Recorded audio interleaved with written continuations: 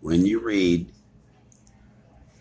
the book of Yeshayahu, that is to say Isaiah, all the way through to the book of Malachi,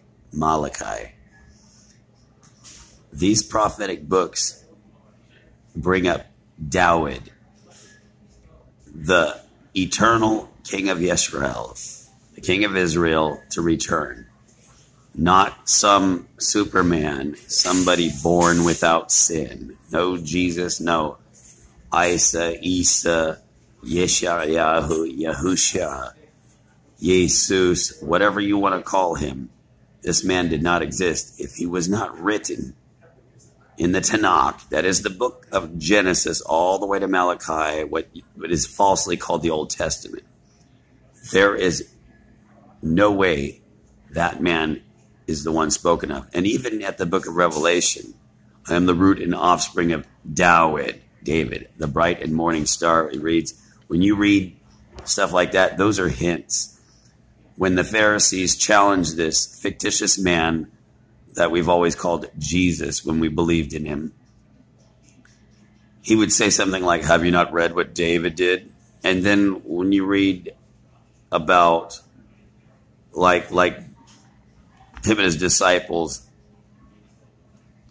eating grain on the Shabbat, on the Sabbath, he says, have you not read what David did? And the Pharisees or the Sadducees, somebody asked, when he asked the Christ, whose son is he? They say instantly, the son of David.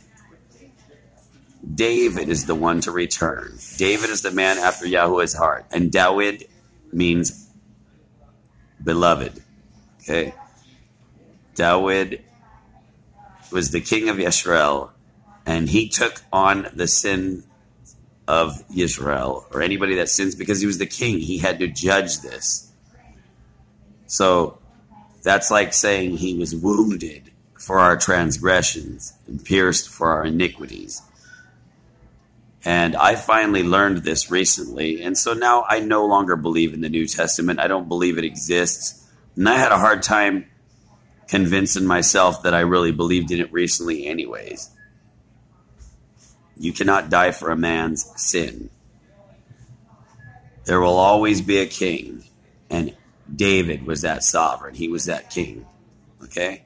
And Eliyahu, Elijah, is the prophet spoken of in the prophetic books to return. Not a stranger, not someone unknown. Yahweh gives his glory to no one, nor his praise to graven images. So get that dream about this fake Messiah. The word Mashiach means anointed one. Anybody could be anointed, a prophet, a king, but it is not an office. Oh, the office is called the anointed one. So then what about all the other anointed ones? So when somebody says, I'm a Messiah, you automatically say, oh, you're blasphemous.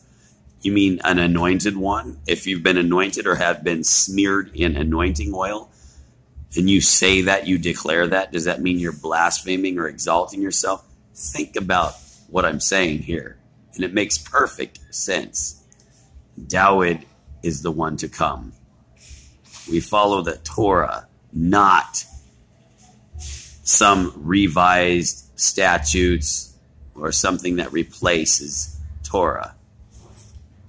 Shalom.